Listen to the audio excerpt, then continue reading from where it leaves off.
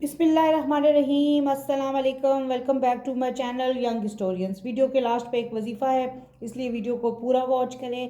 कल के हिस्से में हमने फ़िरौन और हज़रत मूसा अलैहिस्सलाम के दरमियान जो मुलाकात हुई थी उसका ज़िक्र किया था, और हज़रत मूसा अलैहिस्सलाम की मदीन से वापसी मिस्र जब आए उसकी बात की थी। फिर उन्होंने मुलाकात की फ़िरौन से और अल्लाह ताला का पैगाम दिया।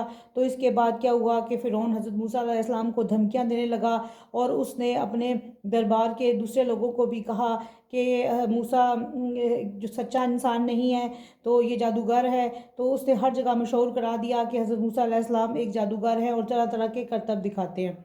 इसके बाद क्या हुआ कि उसने हज़रत मूसा अलैहिस्सलाम को बुलाया और कहा कि तुम अपने खुदा का मोज़ा दिखाओ, मेरे पास तो बहुत ज़्यादा मोज़ात हैं, तुम अपने खुदा का कोई मोज़ा दिखाओ।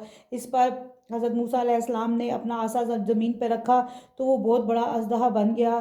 तो इस पर फ़िरौन डर गया, वो हैरत से हज़रत मूसा अलैहिस्सलाम को देखने लगा। इसके बाद ये हुआ गाइस के उसने कहा कि अपने खुदा का कोई और मोज़ा दिखाओ। तो हज़रत मूसा अलैहिस्सलाम ने अपना हाथ गिरेबान में डाला, तो जब बाहर निकाला तो वो चमकदार सफ़ेद और चमकदार हो चुका था। वो ये देख के सब हैरान हो गया, लेकिन उसने सब जगह मशहूर कर दिया कि मूसा और उसका भाई हारून एक जादूगर है, वो जादू करके सब लोगों को अपने साथ मिलाना चाहते हैं।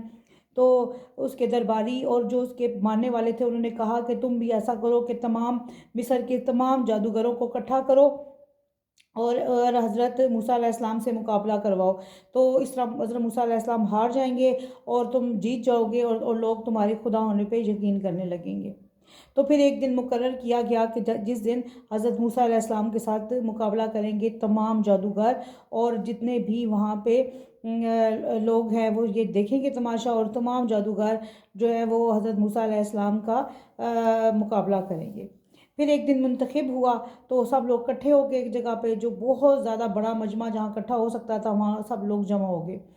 तो क्या किया जादूगरों ने अपना रस्सियाँ ज़मीन पे फेंकी जिनके अंदर पारा था। वो सूरज की रोशनी जब उस पारे पे पड़ती थी तो वो पारा हरकत करता था, ऐसा लगता था जैसे कोई सांप है, ज़मीन पे सांप फिर रहे हैं।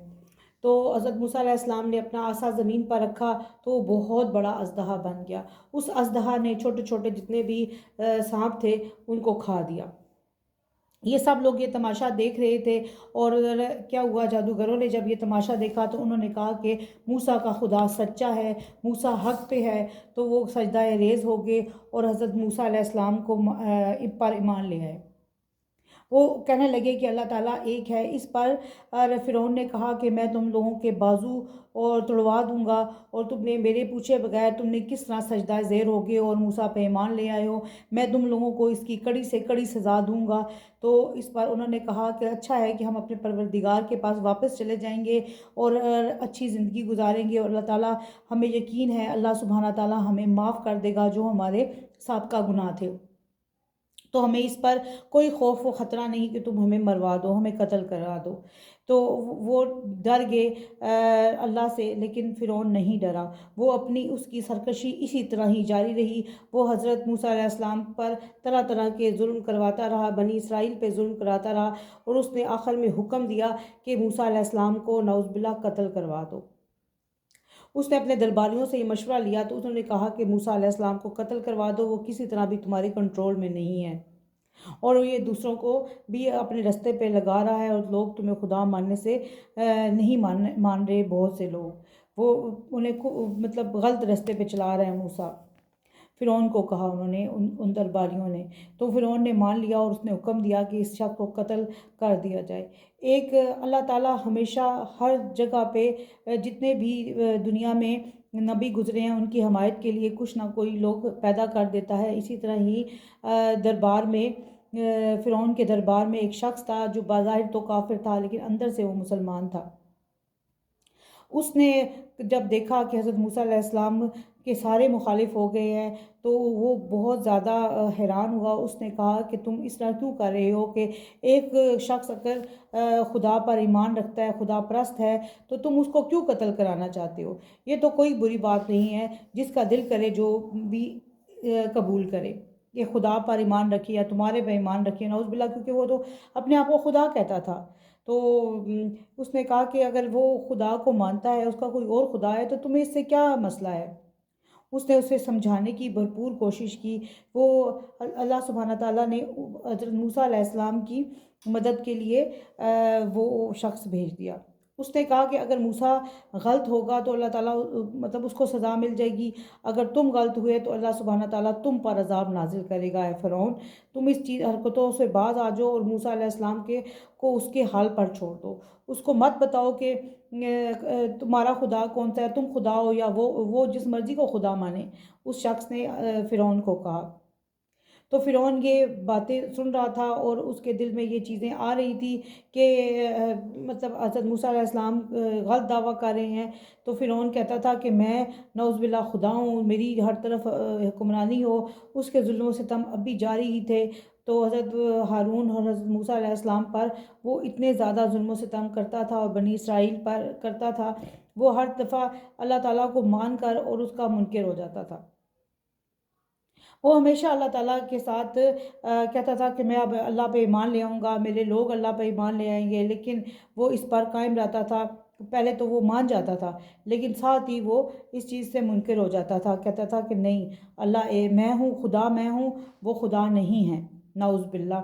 تو یہ اس کی حرکت تھی، اور حضرت موسیٰ علیہ السلام مسلسل اس کو سمجھا رہے تھے، اور لوگ اللہ تعالیٰ کے حکم سے حضرت موسیٰ علیہ السلام پر ایمان بھی لے کے آ رہے تھے، لیکن فرعون جو ہے اپنی اس چیز پر قائم تھا، کہتا تھا کہ بھی خدا، میں خدا ہوں، وہ خدا نہیں ہے، نعوذ باللہ۔ حضرت موسیٰ علیہ السلام اس چیز کو بار بار کہتے تھے کہ تم اللہ سے دعا کرتے تھے کہ اللہ پاک تم ہی ان کا مقابلہ کر سکتے ہو۔ تو پھر جب ان پہ کوئی مصیبت آتی تھی فرعونیوں پر، تو وہ حضرت موسیٰ علیہ السلام کے پاس بھاگے ہوئے آتے تھے کہ اے موسیٰ، اپنے خدا سے دعا مانگو کہ ہماری دعا قبول ہو، کہ ہمارے پہ یہ عذاب ختم ہو۔